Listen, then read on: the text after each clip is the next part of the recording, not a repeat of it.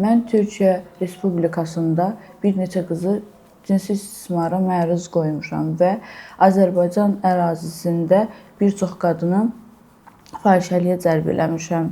Məqsədim qazanc əldə etmək olub. Telegram sosial şəbəkəsinin Escort az saytında Metiska ləqəbi ilə qeydiyyatdan keçmişəm. Azərbaycan Respublikasının qadınlarını, onların şəkillərini saytda paylaşaraq onları cinsi istismara məruz qoymuşam.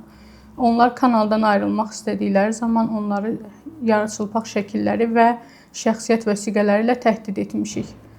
Mən toplanılan pul vəsaitlərinin bir hissəsini kriptovalyuta üzərindən göndərmişəm.